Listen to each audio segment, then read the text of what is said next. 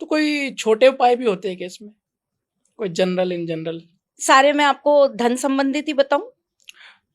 हाँ, धन तो चाहिए धन ही मैम, बताऊं? सबको धन तो मैं बताइए आप। आपको 11 उपाय देती हूँ अक्षय तृतीया के, 11 उपाय, और छोटे छोटे छोटे उपाय छोटे देती हूँ। उपाय। ठीक है। अक्षय तृतीया का पहला सबसे उपाय, इस दिन जो आप घी का दीपक, क्योंकि माँ लक्ष्मी को घी अत्यंत प्रिय है और उनके लिए घी का दीपक लगाना बहुत ज्यादा शुभ और लाभकारी माना जाता है। जी। तो माँ लक्ष्मी का जो आप उस दिन पूजन करेंगे, उसमें आप घी का दीपक लगाएंगे और घी के दीपक के अंदर आप एक कौड़ी जरूर डालेंगे। जी। ये पहला उपाय। जी। माँ लक्ष्मी को संध्या करते वक्त, यानी कि संध्या के समय जो हम आरती करते हैं, पूजन करते हैं, मंत्र करते हैं, पाठ करते हैं, इस दिन कनक धारा स्तोत्र का पाठ करना विशेष लाभप्रद होता है। तो आप संध्या के वक्त माँ लक्ष्मी का जो पूजन करेंगे, उस समय आप 5 घी के दीपक जलाएंगे और 5 घी के दीपक में आप जो बत्ती है वो मोली की लगाएंगे, जो ये हम जी, कलावा पहनते हैं कलावा हाथ पहनते के हैं। अंदर। तो आप मोली की बत्ती लगाएंगे और साथ में आप उसके अंदर थोड़ी सी हल्दी जरूर डाल देंगे।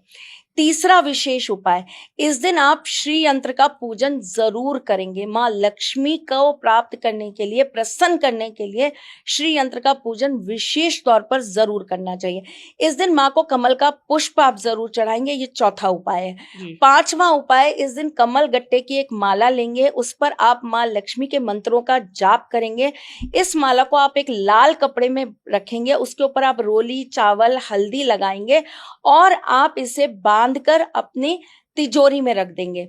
छठा उपाय, इस दिन आप एक सफेद रंग का कपड़ा लेंगे, उस कपड़े के ऊपर आप लाल कुमकुम से, सिंदूर से आप स्वास्तिक बनाएंगे। इसके ऊपर आप एक पीली कौड़ी रखेंगे, एक कमल गट्टा रखेंगे, आप इसके ऊपर एक सिक्का रखेंगे। सिक्का अगर आप चांदी का रखेंगे तो बहुत विशेष रहेगा, नहीं चांदी का रख पाएंगे कोई बात नहीं, आप कोई भी सिक्का रख देंगे।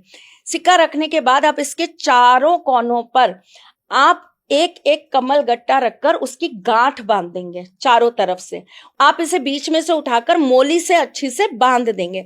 अब यह आपका एक तरीके से पोटली तैयार हो गई। इस पोटली को आप अपने मंदिर में नॉर्थ ईस्ट की तरफ टांग देंगे। इस दिन का सातवां विशेष उपाय, आप अपने घर के जो चौखट होती है, आपके घर का जो मेन गेट होता है, उसे आप बहुत अच्छी से धोएंगे। उसके ऊपर आप जो है पानी और हल्दी मिलाकर जो है एक अच्छे से लेयर पोछा लगाएंगे। जैसे हम पोछा लगाते कपड़े के अंदर, साफ कपड़ा होना चाहिए, पोछा पुराना या गंदा नहीं होना चाहिए। आप नया पोछा लेंगे, उसको आप उसके अंदर डिप करेंगे और अच्छी से, जैसे हम पोछे से साफ करते ना ऐसे करके, वैसे आप साफ कर देंगे। उसके बाद में आप अपनी चौखट के दोनों तरफ, आपके गेट की चौखट जो होती है उसके दोनों तरफ आप जो है हल्दी से 7-7 डॉट लगाएंगे और अपने घर के मुख्य द्वार के ऊपर आप कुमकुम से स्वास्तिक बनाएंगे।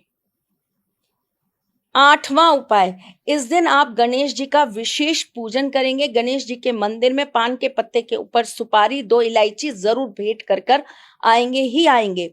आठवां उपाय, इस दिन आप भगवान श्री कृष्ण, देखिए श्री जी किसके पास है? ये नौवां उपाय था। ये नौवां है? ठीक है। नौवां उपाय, देखिए श्री जी किसके पास है? लक्ष्मी, श्री जी, राधा रानी। राधा रानी किसके पास है? ठाकुर जी के पास। तो अगर आपको श्री जी को पसंद करना है तो आपको पहले बिहारी जी को प्रसन्न करना पड़ेगा। वैसे तो बहुत लोग इस दिन जाते हैं और बिहारी जी के दर्शन करते हैं, लेकिन अगर आप नहीं जा पा रहे हैं तो आप अपने घर के आसपास किसी राधा कृष्ण के मंदिर में जाइए।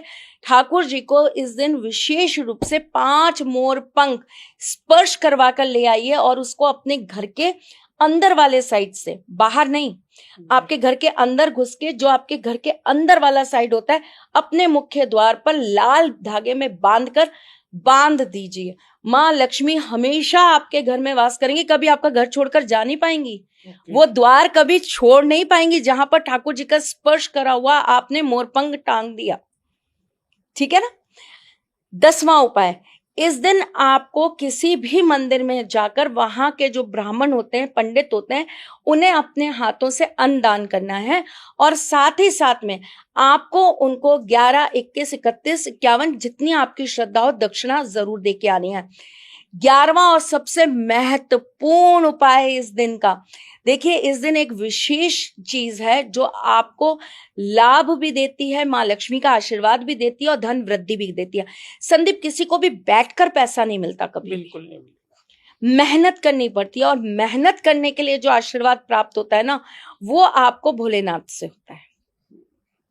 ठीक है, आपको इस दिन भगवान शिव के मंदिर में जाकर शिवलिंग पर आपको अभिषेक करना है। किस चीज से? गन्ने के रस से। ये 11 छोटे छोटे उपाय आप इस दिन करके देखिए, देखिए आपके जीवन में परिवर्तन कैसे आता है।